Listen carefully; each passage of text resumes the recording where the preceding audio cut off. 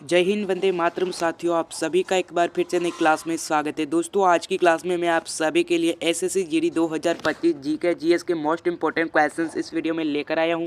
दोस्तों, आप सभी के लिए वही क्वेश्चंस लिए हैं जो आपके एग्जाम के लिए इंपॉर्टेंट रह सकते हैं। तो चलिए दोस्तों, स्टार्ट करते हैं आज की क्लास। आज की क्लास का फर्स्ट क्वेश्चन है आपका, जो अमेरिका की खोज है वो किसने की थी। आपके ऑप्शन है Vasco D gamma, Columbus, capital hook या फिर अमुल्य सेन। यानी जो अमेरिका की खोज है वो किसने की थी। तो देखिए, जो अमेरिका की खोज है वो हमारे कोलंबस ने की थी। ऑप्शन नंबर बी आपका राइट आंसर हो जाएगा। नेक्स्ट क्वेश्चन देखिएगा, भारत में जो राष्ट्रीय आय का जो आंकलन है वो सबसे पहले किसने किया था। मनमोहन, दादा भाई नेहरू, वी राय या फिर सरदार पटेल। यानी जो भारत में जो राष्ट्रीय आय का जो आंकलन है वो सबसे पहले हमारे दादा भाई नेहरू ने किया था। बी ऑप्शन आपका दादा भाई नेहरू राइट आंसर हो जाएगा। नेक्स्ट क्वेश्चन है आपका, किस देश का यानी जो किस देश का जो आर्थिक विकास है वह किस पर निर्भर है। प्राकृतिक संसाधन, पूंजी निर्माण, बाजार का आकार या फिर उपरोक्त सभी।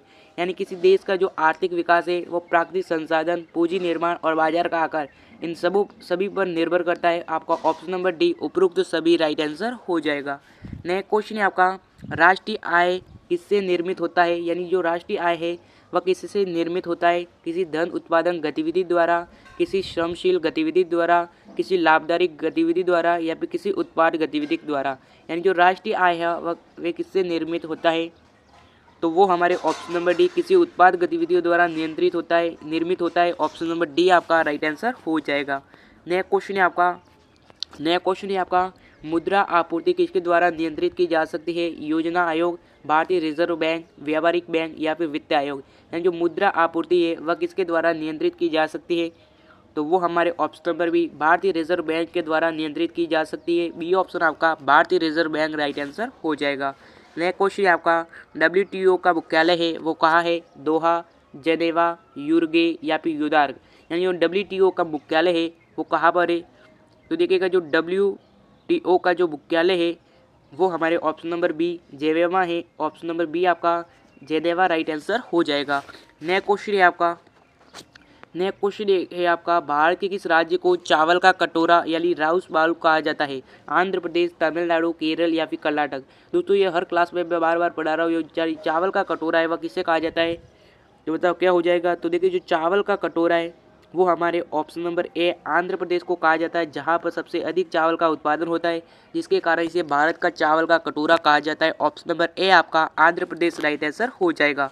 नया क्वेश्चन देखिएगा, भारत में जो सबसे ऊंचा जलप्रपात है वह कौन सा है। तो जोग प्रताप, यानी जो जोग प्रताप है वो हमारे भारत का सबसे ऊंचा जलप्रपात है। बी ऑप्शन आपका जोग प्रताप, सी ऑप्शन आपका राइट आंसर हो जाएगा।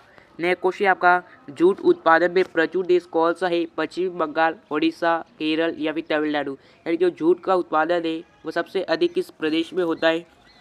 तो वो हमारे पश्चिम बंगाल में। यानी कि जूट का उत्पादन है वो प्रचुर मात्रा में पश्चिम बंगाल देश में होता है। ऑप्शन नंबर ए आपका पश्चिम बंगाल राइट आंसर हो जाएगा।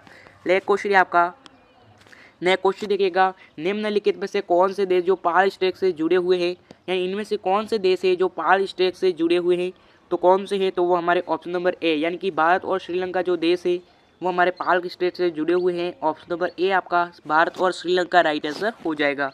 नेक्स्ट क्वेश्चन है आपका, नेक्स्ट क्वेश्चन देखिएगा, किसी राजनीतिक दल को पंजीकृत दल की स्थिति पाने के लिए कम से कम कितने प्रतिशत मत होना चाहिए। 1%, 2%, 3% या फिर 4%। यानी किसी राजनीतिक दल को पंजीकृत दल की स्थिति में पाने के लिए कम से कम कितने प्रतिशत मत पाने चाहिए। तो कितने होने चाहिए। तो कम से कम 1% होना चाहिए। ऑप्शन नंबर ए आपका 1% राइट आंसर हो जाएगा।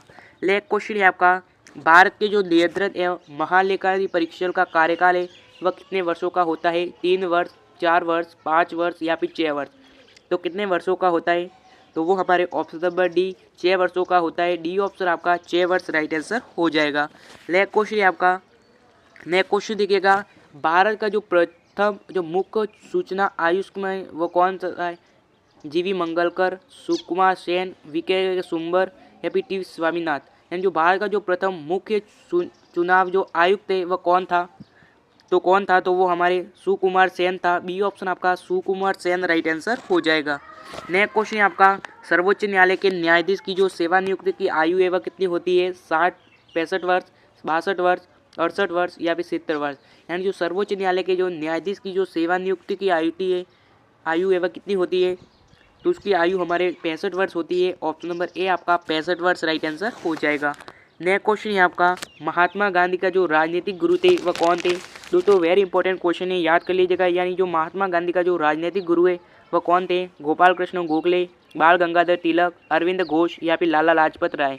दोस्तों ये हर क्लास में रिपीट हो रहा प्रश्न, जो महात्मा गांधी का जो राजनीतिक गुरु थे वह कौन थे, तो राजनीतिक गुरु हमारे गोपाल कृष्ण गोखले थे। ऑप्शन नंबर ए आपका गोपाल कृष्ण गोखले राइट आंसर हो जाएगा। नेक्स्ट क्वेश्चन है आपका, नेक्स्ट क्वेश्चन देखिएगा, सूफी परंपरा में पीर से क्या आशय है। यानी जो सूफी परंपरा में जो पीर है उनसे क्या आशय है, सर्वोच्च ईश्वर, सूफियों का गुरु, सभी सूफों संतोष में सर्वश्रेष्ठ, सूफियों की आस्थाओं के लिए लड़ने वाला। यानी जो सूफी परंपरा में जो पीर है उसका क्या आशय है, तो उसका आशय है सूफियों का गुरु। ऑप्शन नंबर बी आपका सूफियों का गुरु राइट आंसर हो जाएगा। नेक्स्ट क्वेश्चन है आपका, गुरु गोविंद सिंह द्वारा जो खालसा यानी जो खालसा पद की स्थापना है वह किस वर्ष में की गई थी, 1699, 1760, 1657 या फिर 1599। तो किस वर्ष की गई थी, तो उसकी स्थापना हमारे 1699 में की गई थी। ऑप्शन नंबर ए आपका राइट आंसर हो जाएगा। नेक्स्ट क्वेश्चन है आपका, नेक्स्ट क्वेश्चन देखिएगा, पंचशील के सिद्धांतों का जो प्रस्तावन है वह कौन था, महात्मा गांधी, स्वामी दयानंद सरस्वती, पंडित जवाहरलाल नेहरू या फिर महात्मा बुद्ध। यानी जो पंचशील के सिद्धांतों का जो प्रस्तावन है वह कौन था, तो वो हमारे ऑप्शन नंबर सी यानी जो पंडित जवाहरलाल नेहरू थे। सी ऑप्शन आपका राइट आंसर हो जाएगा। नेक्स्ट क्वेश्चन है आपका, नेक्स्ट क्वेश्चन देखिएगा, काफ़ी इंपॉर्टेंट क्वेश्चन है। 12 अप्रैल 1914 को सुभाष चंद्र बोस ने एक नगर में जो भारतीय राष्ट्रीय सेना का झंडा फहराया था, वह नगर इस समय किस राज्य केंद्र शासित प्रदेश में है, अंडमान और निकोबार द्वीप समूह, त्रिपुरा, मणिपुर या फिर मिजोरम। तो बताओ क्या हो जाएगा, तो वो हमारे ऑप्शन नंबर सी मणिपुर राज्य में है। ऑप्शन नंबर सी आपका मणिपुर राइट आंसर हो जाएगा। नेक्स्ट क्वेश्चन है आपका, निम्नलिखित में से किसको किसी कोशिकाओं में अंचल संपत्ति माना गया है, कार्बोहाइड्रेट, यूनिक एसिड यानी यूनिक अम्ल, प्रोटीन या फिर वसा। इनमें से किसको जो कोशिका में अंचल संपत्ति माना गया है, तो किसे माना गया है, तो वो हमारे कार्बोहाइड्रेट को माना गया है। ऑप्शन नंबर ए आपका कार्बोहाइड्रेट राइट आंसर हो जाएगा।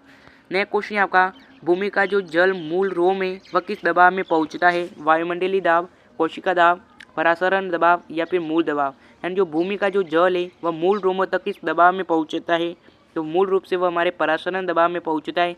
सी ऑप्शन आपका राइट आंसर हो जाएगा। नेक्स्ट क्वेश्चन है आपका, मधुमक्खियों की प्रजनन एवं प्रबंधन को क्या कहते हैं, सेरिकल्चर, सिल्वीकल्चर, पिस्सीकल्चर या फिर एम्पीकल्चर। यानी मधुमक्खियों के प्रजनन एवं प्रबंधन को क्या कहते हैं, तो बताओ क्या कहते हैं, तो वो हमारे ऑप्शन नंबर डी एपीकल्चर कहते हैं। डी ऑप्शन आपका एपीकल्चर राइट आंसर हो जाएगा। नेक्स्ट क्वेश्चन है आपका, रक्त के स्पंदन हेतु कौन सा विटामिन आवश्यक है, vitamin B, vitamin C, vitamin K या फिर विटामिन ई। यानी जो रक्त के स्पंदन हेतु कौन सा विटामिन है जो आवश्यक है, तो वो हमारे विटामिन के आवश्यक है। ऑप्शन नंबर सी आपका विटामिन के राइट आंसर हो जाएगा। नेक्स्ट क्वेश्चन है आपका, लाल रक्त कणिकाओं का जो औसतम जीवन काल है वो लगभग कितने समय का होता है, 100 से 200 दिन, 100 से 120 दिन, 160 से 180 दिन या फिर 150 से 200 दिन। यानी जो लाल रक्त कणिका यानी कि आरबीसी है उनका जो जीवन काल है वो कितना होता है, तो बताओ क्या हो जाएगा, तो उनका जीवन काल 100 से 120 दिन का होता है। बी ऑप्शन आपका राइट आंसर हो जाएगा। नेक्स्ट क्वेश्चन है आपका, नेक्स्ट क्वेश्चन देखिएगा, शीत ऋतुओं में पशुओं की स्पर्ति काल को क्या कहते हैं। यानी जो शीत ऋतु में जो पशुओं की स्पर्ति है यानी प्रपुष्टि काल को क्या कहते हैं, तो उस काल को हाइब्रेशन कहते हैं। ऑप्शन नंबर डी आपका हाइब्रेनेशन राइट आंसर हो जाएगा। तो दोस्तों उम्मीद करता हूँ कि ये वीडियो आपको काफ़ी पसंद आया होगा। अगर पसंद आया है तो चैनल को सब्सक्राइब नहीं किया तो सब्सक्राइब करके अपने सभी मित्रों के साथ ये वीडियो शेयर कीजिएगा और मिलेंगे नई क्लास के साथ। तब तक के लिए जय हिंद जय भारत।